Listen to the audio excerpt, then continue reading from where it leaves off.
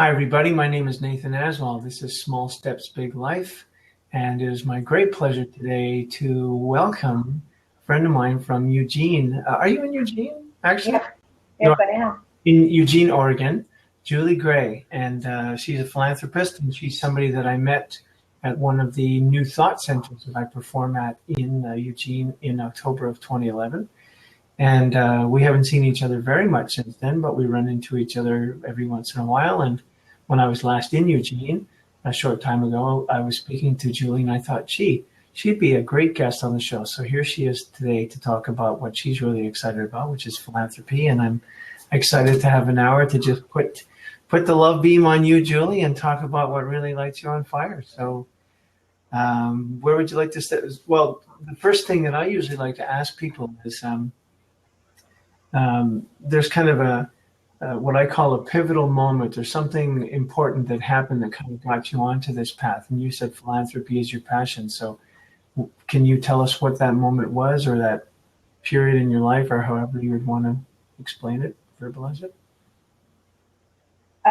Well, since it's small steps, a big life. It when I started at the university. So I also work at the university here in Eugene. Mm-hmm. And when I started there, I was placed into a department called University Advancement or Development, which is where I first learned about how donor relations, alumni relations, philanthropy, um, and giving. It was really my first experience of being exposed to it because I wasn't exposed to it as a child. I had participated in it. I've been in my spiritual community for 30 years. Mm-hmm. So, of course, I participated in tithing, but I'd never looked at it from the form of philanthropy. I never thought of it as a life.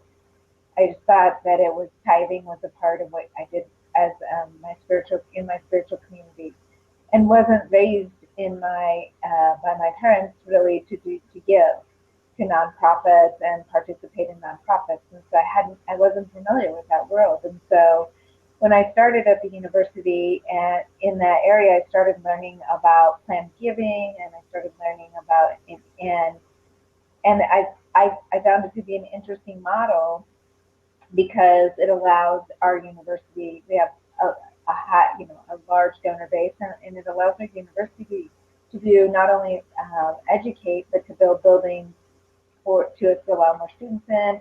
So I started looking at it from that model, and I was just fascinated with it. And I was like, okay, so there's like people out there in the world who have enough money to build buildings, and how does that work? And how do they get to that point where they have enough money?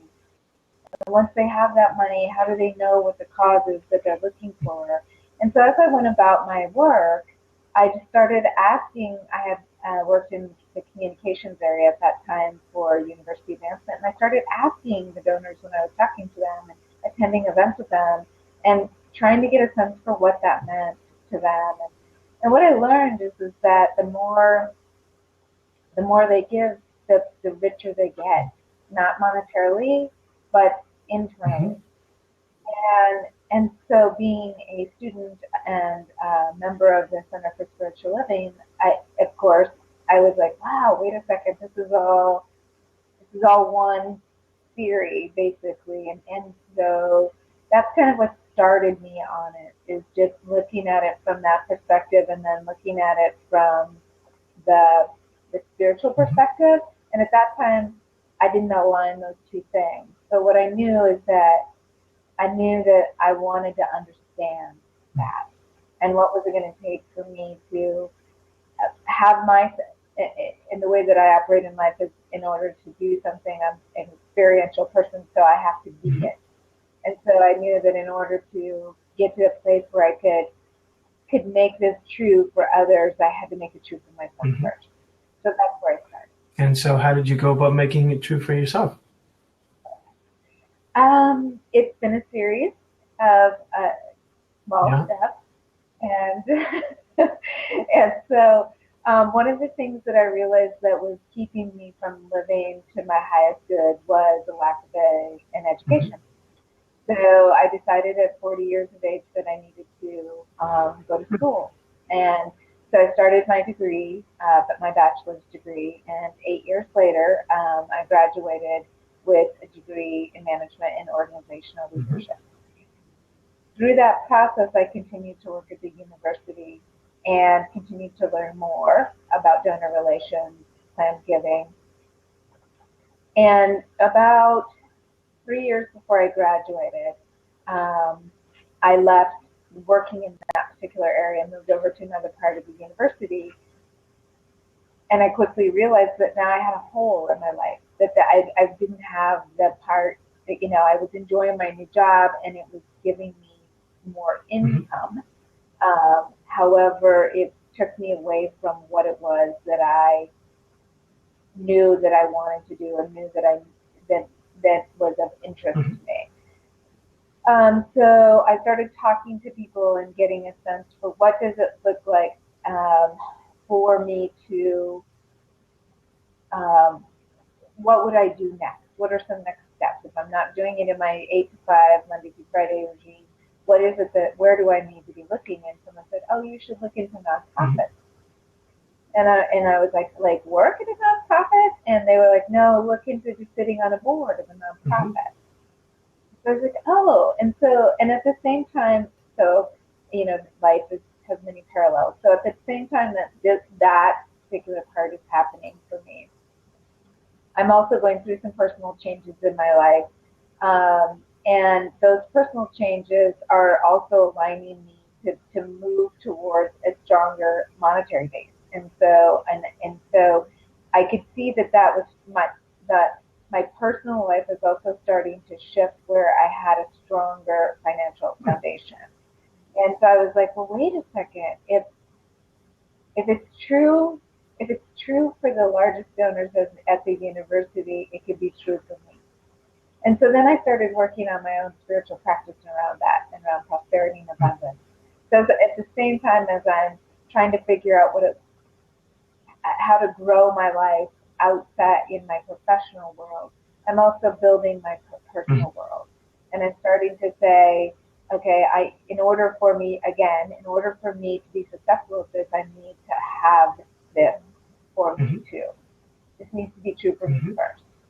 And so I just started looking at different ways of investing, different ways of distributing wealth, and what does that mean for me with my spiritual base? What does that mean for me with where I'm at financially? And I had very little money, and so it was almost like, why would I even think about this? Like, how do I have the audacity to think about this? What do I have to give? What I learned in that process personally is as I started giving to nonprofits in multiple ways, and really making sure that I was investing in walking the walk, and so giving all that I had away. And it was because I was I wanted to see if the philosophy of if you give, what you give away comes back to you tenfold. And I really just embraced that. And so that all started falling into line. And the more I gave, the more I got back. And I was like, this is really interesting. And so as I was starting to look at different nonprofits in the area, and thinking about what nonprofit would I want to serve on the board of, and what is it that I was looking for, I started meeting a variety of people and talking to them about how does your giving work in your organization, and how does the board interact in that giving. And so at the time, I interviewed with a local domestic violence agency here in town, Women's Space, and to be on the board. And I liked their model of that all board members had to be 100% participation on giving for the board members, and that all board members were fundraisers for the agency. So there was some might call it an implied pressure. And for me, that was an accountability. If I'm going to sit on the board and I'm going to represent this agency, then I need to be responsible for fiscally supporting this agency as well. So that was really important to me because it just had, like I said, that built-in piece. So that started about 2 or 3 years ago for me. I started on the board. So at this point in my life, I'm now graduating and freeing up that time. And so what am I going to do with that time? And what does it look like for me to serve on a broader scale now that I have that time available in my schedule? And so I continued to work on my personal foundation and making sure that what I was doing was growing my portfolio in a way that will align me with where I want to be with my own personal philanthropy. At this stage, so I'm, again, continuing to take little steps, but making sure that all of those steps are adequately aligned with outcomes that are reasonable. And also making sure that I'm getting the education that I need in order to ultimately be where I want to be, which is working with donors and working with people who have philanthropic interests and looking at those philanthropic interests from a perspective of giving from a place of spiritual abundance versus just giving because I have millions, so I'm willing to give millions. But really, when I'm giving that, what does that look like, and how is it? So that's the ultimate goal. That's where I'm headed. I'm not there right now. So the last couple of years have been dedicated to looking at different philanthropic models. So that's my self-education piece that I'm looking at right now, and looking at what does it mean to give in this way versus this way, so that I'm educated and can communicate effectively. I'm also serving I'm chairing the donor relations committee for Women's Space. So I'm trying to look at the agency and say, what is it that we can do to increase giving as an agency and move towards capital campaigns or just increase the annual giving of your donors from $100 to $1,000, how do you move that needle? And what does it look like to move that needle? And so that's been, and I have the pleasure of working with someone who's been really, really good at what she does. She used to be one of the executive directors of Women's Space, and she's really good and having really great and in-depth knowledge of this. So being able to chair with her on the committee and learn from her and work with that's been such a beautiful opportunity to really understand what it looks like to give in a nonprofit domestic violence agency. So I'm working on that. And then about 2 months ago, I wanted to, in order to move towards the model that I'm looking at eventually, I started two additional things. One is that I started working with a friend of mine who has created a program called Inspired Retirement. And so she's looking at the same type of philosophy that I'm looking at. She's a financial advisor, so she's looking at it from that perspective and how to align, so how to take your vision and look at your vision and then align what it is that you have. So now again, I'm going back to the personal piece, and I'm starting to align my personal finances, which now at this point, because of the way that I have visioned my life and the way that I have worked hard to account for it, I now have a financial base, and I have money and properties that I need to invest in and look at differently. So I have built over these years what it is. I'm starting to build that to myself to the point where I can actually have a strong foundation to give from. And I'm a strong believer that that's happened because I gave. I initially gave. So this is all what's coming back to me. And so in working with Suzanne, I'm now starting to look at where is it that I want to be philanthropically. How do I move to that?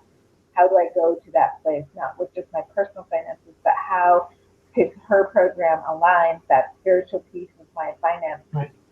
And so how do I take my vision for where I want to be and align it with where my finances are, and then start investing my money in a way that will give me that money to give at the level that I'm interested in the future.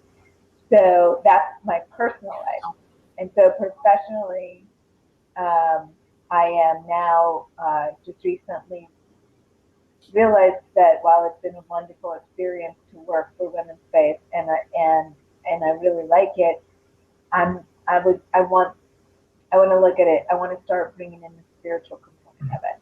So how do I do that? And because everything works out as it needs to, I years ago told our spiritual director at my center that when I turned 50, that I would join the board. And so I turned 50 this year, and perfectly as it should be, a position opened up on the board for physical growth and development chair. So of course, that's a natural alignment with what I'm looking to do and support my spiritual community. So I joined the board a couple months ago, and now I'm going to be starting to look at philanthropy and from that perspective, from a spiritual community perspective. So again, it's just another small step that's putting me in alignment with where I want to be. So it's all heading towards the same place. And I loved it when we were speaking recently, and I was talking about it, and you were like, okay, so this is a series of small steps, and it made me laugh because it's true, and I didn't see it that way. I just saw it as I just wanted to go. I knew where I wanted to go, and so I just kept taking small steps, but I just didn't see it that way. So it's been really fun and enjoyable for me to look at it from that perspective, because when I reflect back on my life 5-6 years ago, I was nowhere near where I am today. There's nothing about my life then really that resembles where I am today. Wow. And so and I had to make some hard choices to get to where I am today, and I had to give up things that that some other people wouldn't feel comfortable giving up, and I had to change my life in ways that other people would definitely not feel comfortable changing their life. But for me, it was necessary. It was necessary for me to achieve what I know to be true for myself. Can you, I'd be very curious if you're comfortable to just hear you talk more about that, because I'm sure that people that are watching or will be listening to this in the future, what you're proposing would be really challenging for most of us. A lot of us have feelings about money, and just the idea of saying that you're going to give and to really live this principle of having it come back to you tenfold, 100-fold. I mean, that's a nice thing on paper, but to actually put yourself to be brave enough to live that and put that into practice. If you're comfortable, I would certainly love to know some of the things that you just referred to, things that you had to give up or decisions you had to make to really embrace this philosophy, to really bring it into your life in a very real way. Fear. You have to give up. Well, for me, I had to reframe the way that I was, that I viewed money. And so that may be something that came to you from the way that you were raised. For me, it came to me, one of the things that my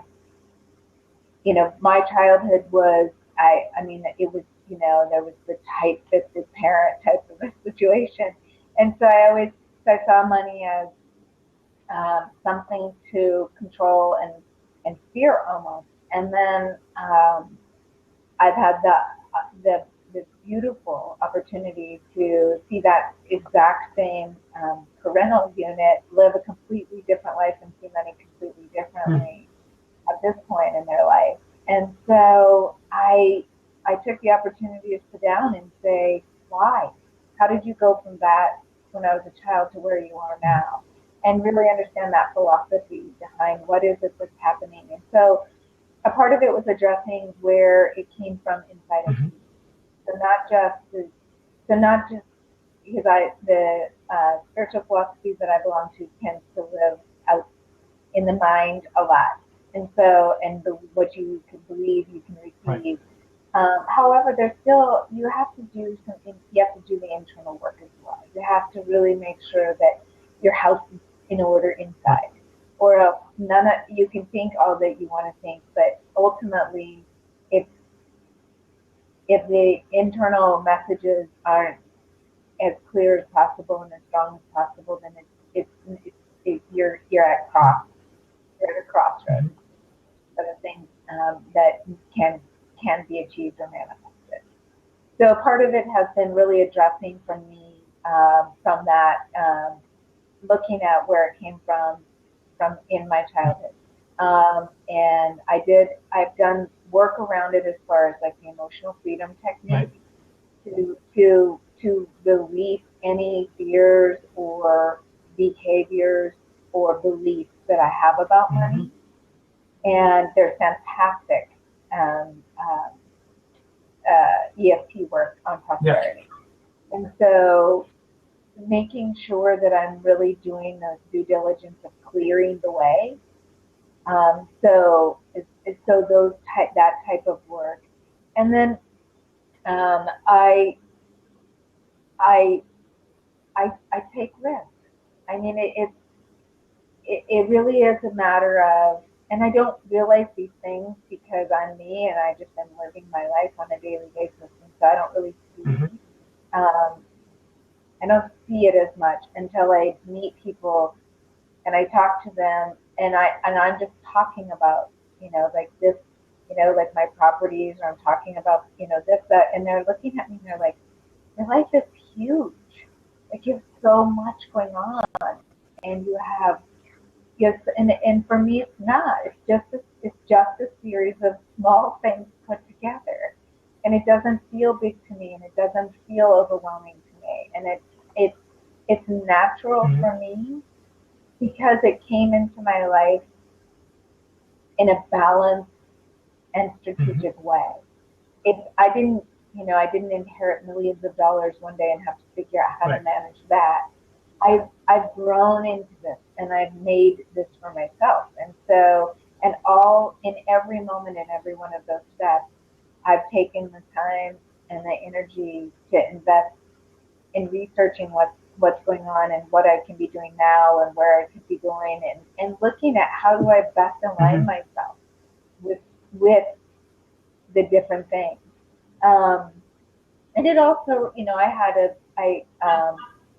like 54% of the world I've experienced divorce. You can go through divorce in so many different ways.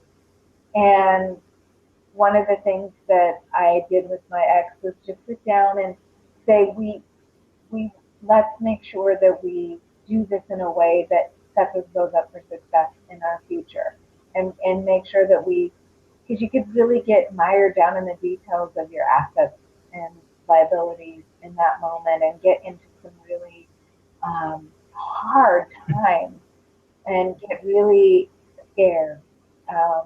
And so it was actually an opportunity for us to work together at that time to be sure, and we just kept saying, we just held each other accountable for setting the other one up for success. And saying, am I doing this for me, or am I doing this for us? And do we want to walk away from this better or worse? And so that was such a beautiful experience for me to go through that process as holistically, but as healthy and spiritually healthy as I possibly could. Because it taught me that even in the toughest of times, and I was married for many, many, many years. So this wasn't a simple experience to get out of. But holding it at the highest good for both of us really, really changed my idea of how, well, A, how to get a divorce, and B, also that you can come out of a divorce financially stronger than you were in your marriage. And that was shocking to me, because I didn't, everybody has their comfort level when it comes to money. And so I didn't realize, it's been an interesting journey to learn about like how I as a single person feel about money and how I treat money and how I look at money and how and so that's actually catapulted my life. Being solely responsible for my physical assets has really, really changed where I'm at in my life, because it's made me more aware of what's happening, and it also has given me the freedom to use my money for its good, and not buy toys and not have things that really aren't as valuable to me as making sure that humanity is set up well. That's really important to me, is making sure that I support causes that make sense to me. So, Did that answer? And so, and again, I think something that you said that I'm really amazed about is the time frame. Correct me if I'm wrong, but the time frame that you're talking about is the last 5 years or so. I mean, that's a really short time, really. I mean, that's a blink of an eye. So to hear that you've come so far in just that amount of time, I mean, the second question, taking a look at my questions I like to ask around the small steps, big life idea. The first is, what's that kind of pivotal experience, which you talked about as, being in university and suddenly becoming aware of this whole way of living. The second one I usually ask is, who was there to help you with this? And, obviously your studies, et cetera. And there was a woman that you referred to about 10 minutes ago, who is really modeling this well for you. But there must have been, I'm assuming, for it to happen in such a short time and for you to have come so far in that period of time, 4 or 5 years, there must have been a whole lot of people who were helping to guide you make decisions and things. Am I right? Yeah. I mean, there's a cast of characters in every story. Yeah. It's, I've talked about a lot of them. It really, honestly, it is acknowledging the way that I realized my graduate paper was on my grandmother and how I was raised on a farm and ran the corn stand, the corn stand on the side of the road. That was the first business I ran, and I was very young, and but I learned about customer service and I learned about money, and I also learned about being efficient, because the faster you could sell the corn, the faster you didn't have to sit by the side of the road. So I really learned sales quickly, because it was really important for me not to have to sit in the hot sun for 8 hours if I could sit in the hot sun for 4 hours. So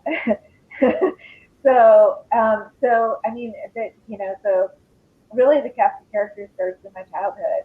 With my grandmother, she taught me the value of money, and she also taught me business, and that I intrinsically had what I needed if I thought about how to use it how to use what my natural skill set. And so as I moved in, and then my parents clearly had parts and pieces to play in that. But as over the last 5 years, it's really come down to my education. So I took classes during my while getting my degree that helped me to understand money, so that I didn't so that because I had this belief system, I had a high school teacher who told me, my math teacher in high school told me um, that I didn't know how to do math, that I wasn't good at math, and so I had a really big fear around math and numbers for a long time. And it really was traumatic for me until I went back to school. And in order to get my business degree, I had to go through calculus.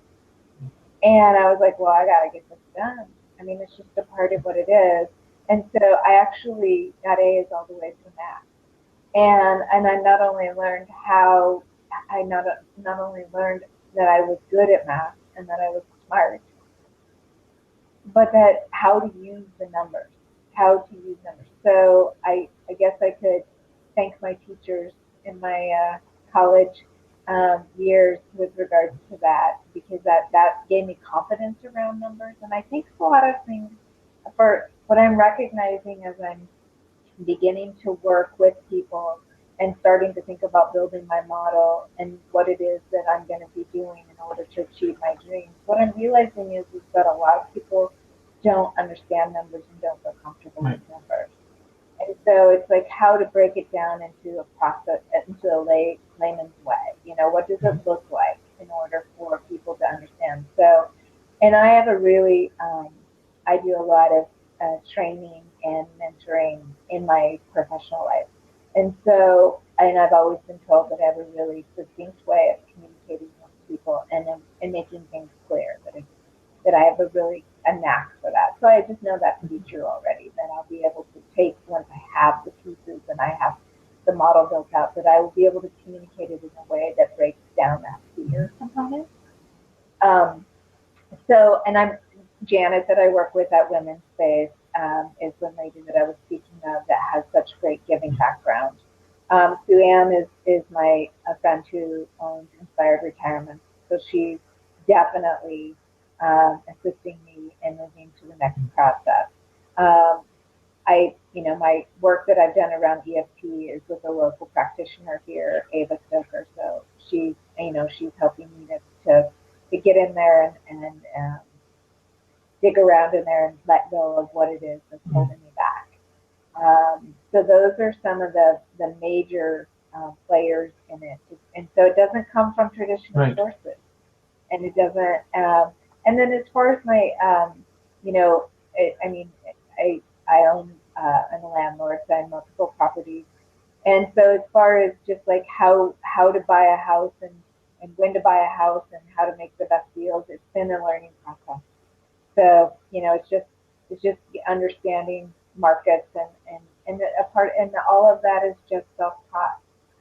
I mean, it's just taking time, and so I don't watch TV. So instead of spending time doing other things, I spend time with vision, with what I want to do in my life. I mean, I'm on a continual educational cycle, I guess you could say. Yeah. So I feel all of a sudden I'm having this moment when I'm thinking, oh my gosh, who am I forgetting? But I mean, there's so many people. I have such an abundance of friends and people who support me, and so I think it takes a village, and I've done a really nice job of making sure that I have a great business. Good for you.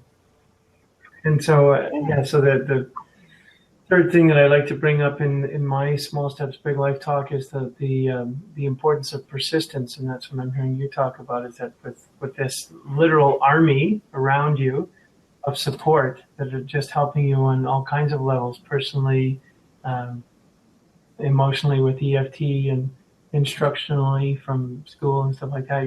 You're very well equipped. You have a team around you that's really helping you move forward with great clarity, which is great.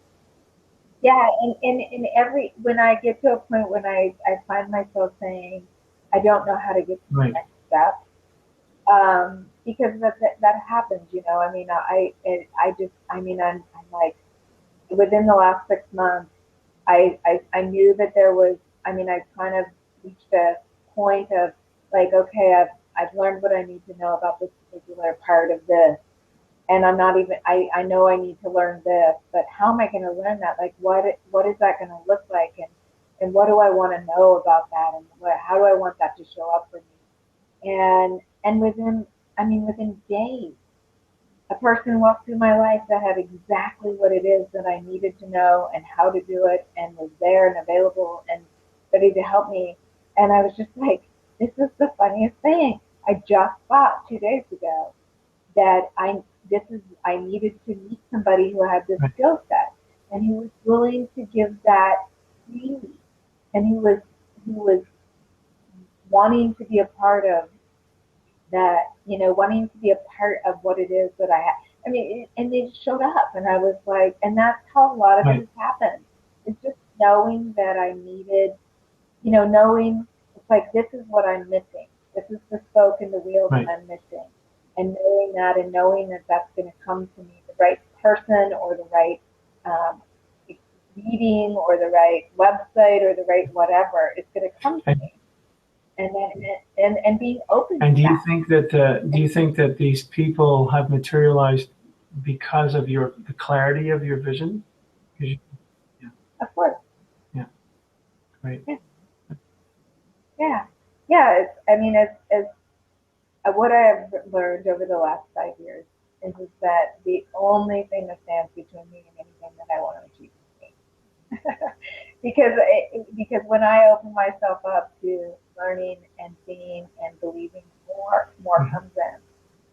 I mean, to the level of, I just did the 40 Days of Prosperity plan just to see what it would be like. And I was like, I'll play with this. Not because I needed more abundance or not, but I thought, what does this look like? And is this a tool or something? How would I want to use this? And so I did it, and it was, I did not work on prosperity. I worked on abundance, which for me are two different things.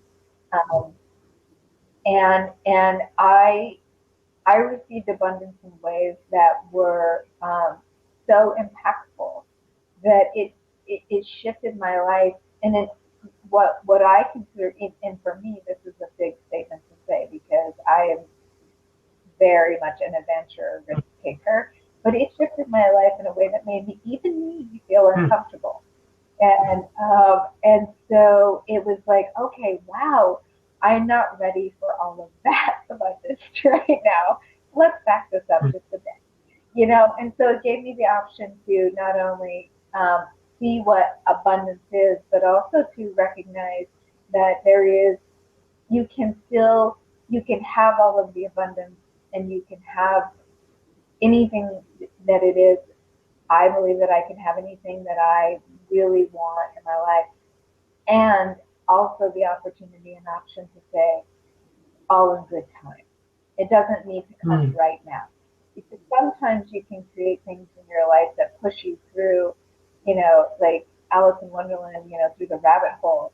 And it doesn't feel, it's at a pace or it's at a way that is just so, it's painful how it comes into your life. And so for me, it was like, whoa, wait a second. And I didn't have fear around it, but it was just like, that isn't a step that I'm ready to take right now. So I just put that in my file drawer. So I put that in my head, in my file drawer, and just say, now I know that that's available. And I'm excited to use that at a time that works best for me.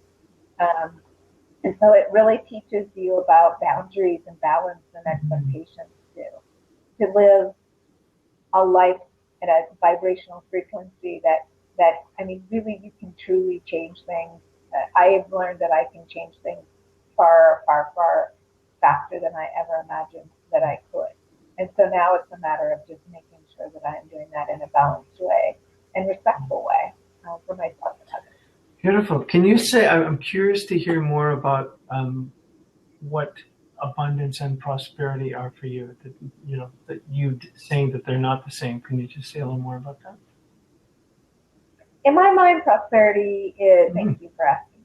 In my mind, prosperity is more aligned with financial piece. That prosperity truly is related to prosperity. The prosperity and financial are one and the same for me. Abundance is about everything. Abundance can be in in food. It can be in friends. It can be in just general overall life. It can be in any abundance, any level of abundance. So it has to do with everything. But prosperity for me is really aligned in the financial arena for me. And as always, I'm happy and would entertain the opportunity to do that differently. But that's where I'm at with it. Great. The last question, or the last piece of my talk, the 4 steps of my talk are about is called being grateful for the whole process. Meaning, there are some times where we get huge setbacks or steps sideways or backwards, which initially look like a real source of angst and frustration, but in the long run turn out to be real gifts. There's something in there that just moves us forward in a way that moving forward unimpeded wouldn't have done, or it wouldn't have done as richly. Have there been, I'm sure there have been examples like that in your life. Anything come to mind as I say that? And how did you move through those? Okay, so I'm trying to make sure I understand the question. So what has moved me through? Has there been a moment when my life has moved me? Okay, ask me. So you've done this. You've had this incredible journey for the last 4 or 5 years, and of course, it's rooted in learning that you had much before that. But in the last 5 years, there's been a big shift between where you were and where you are now, and it didn't all happen in a straight line. There must have been some big, road under construction moments, or detours, or take you right off the path kind of moments. Any that you'd like to share, or lessons learned in those kinds of experiences? Well, I believe that getting my education was, and one of the things this is self-divulging. One of the things I didn't realize in getting my education is that in some ways it would cost me my marriage. However, I'm grateful for that experience because that catapulted me into my life. Mm-hmm. It put me into a period in my life that has been on fire and has been great and has really, really transformed me as a person. So, I mean, I had no idea when I decided to go to school that I would be sitting here. Because I started when I was 40, and so 10 years later, I had no idea that I'd be sitting here doing this 10 years later. Is one of the things, there's so much. So that is definitely one of them. And the belief, one of the first house that rental that was purchased was purchased when I was still married. But what if that did, in purchasing that first house, what that did, because we had our own house that we lived in, but then we purchased another house and made it into a rental. What that first purchase did was make me understand money differently. That when you think you don't have money, it's not that you don't have money, it's just how you use the money that you have. I think that's the biggest lesson that I have learned. It's not at all about what you actually see in your bank account, in your savings account, in your retirement account, in all of your different income, whatever your portfolio looks like. Not looking at that number in there and saying, this is me, this is who I am, this is all that I am. But looking at it and saying, with this, I can go here, I can go there, I can grow this. And so looking at it from a perspective of, this is just the beginning of me, not the totality of me. And so I think that's probably one of the biggest shifts too. It's just that moment when that first rental was purchased and saying, oh, wait a second, it was just a little shift. It was just a little shift in the way that we handled our finances, which created a window of opportunity to do this And then that window of opportunity launched me into this life. So perhaps you've just answered this question, but let me ask you anyway, because maybe something else will come. Because I'm maybe I'm speaking just for myself here, but I don't think so. I have great respect for you that you have figured this out, because I know I certainly haven't in my life. So I'm really happy to be hearing about this, and I know that there are probably a number of people who will watch this and will think the same, like, my God, how could I ever get to the point where Julie is? So the question is, if you had one piece of advice to give people, what would it be? You have to take risks. I mean, you have to take risks, because it really had boiled down to the first that experience that I just talked about. Really was gut-wrenching, scary. However, once it was done and the tenants were living in the house and the money was coming in, it totally shifted the way that I saw myself. It was like, oh, this is not nearly as difficult as I imagined it to be. And that was years and years ago, actually. I mean, we've owned that house for probably 10 years. So well, I own that house now. But yeah, so it really, so I think that just making sure that you, and I'm taking risks now. I mean, the risks that I'm taking now are taking the portfolio that I have, that I'm growing, and making sure that I'm taking the right risks with what I have. So I'm building again that foundation. Yet I'm at the same time that I'm doing that and keeping that right, I'm looking at what am I going to do in the future? How am I going to be to where I'm going to be? And not only that, but just I also believe that you are who you surround yourself with. And so for me, it's making sure that I'm building into my life people who truly believe in philanthropy, that have that belief system, so that so that's another thing that I would suggest, is making sure that you because that's how it started for me, really, is I had the beautiful opportunity to land in that job that put me right next to people who did millions, and said, what is it that you know that I don't know, and how can I have that? How can I have that right. belief? And there's some great books actually out there, and none of them come to mind right now, but there are some great books right now that talk about getting that mindset of being getting the millionaire mindset type of a thing. And I don't mean to sound, like I'm selling something with regards to that, but it's true, because they have a belief that is different. That's what I learned in speaking with them and in working with them, is that, and I now see it in myself, is that there's a different belief in people who give and see philanthropy as a lifestyle and understand it than people who do not. There just simply is a difference. Right. Well, so that's a nice segue. You talking about those books is a nice segue into me asking, is there a way that people can get in touch with you? Because you said that you mentor people and whatever. I'm sure that some people watching this would love to work with you. Do you have a site through which people can reach you?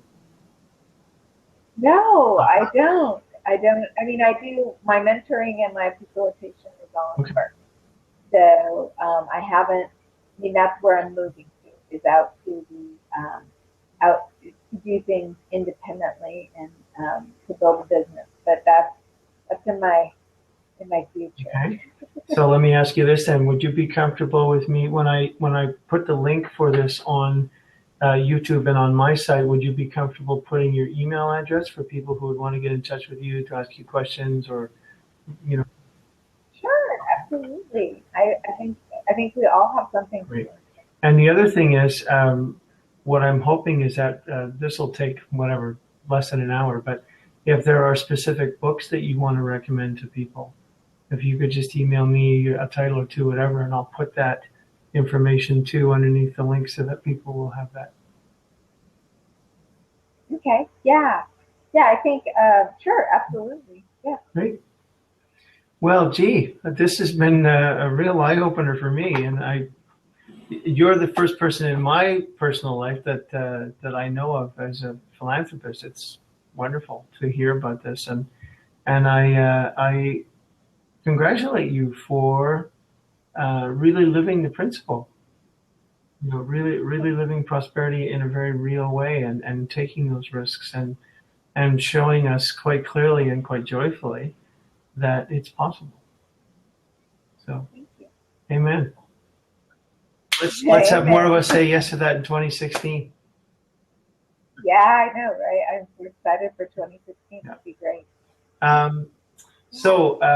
Folks, you have been watching Small Steps, Big Life. My name is Nathan Aswell. I'm based in Vancouver, Canada. My guest today has been Julie Gray, a philanthropist based in Eugene, Oregon, who is just taking the world by storm on that path. And if you want to be in touch with Julie to talk more about anything that she's talked about today, her email address is wiseone, wiseone.juliegray, JULIEGRAY @gmail.com. And I will also include that link on the two places that this video will be available, on my YouTube page and on my video page on my website. So thanks very much for tuning in, folks, and I hope this serves you well. And Julie, I really appreciate you making the time for this before Christmas season, which is only a few days away now. So I hope you have a wonderful Christmas season. And, thank you. Thanks for sharing yourself, and I'm delighted that I had an opportunity to share you with the wider world. So thank you. Nathan. I'll be emailing you shortly. Okay. Okay. Thanks, Julie. Bye.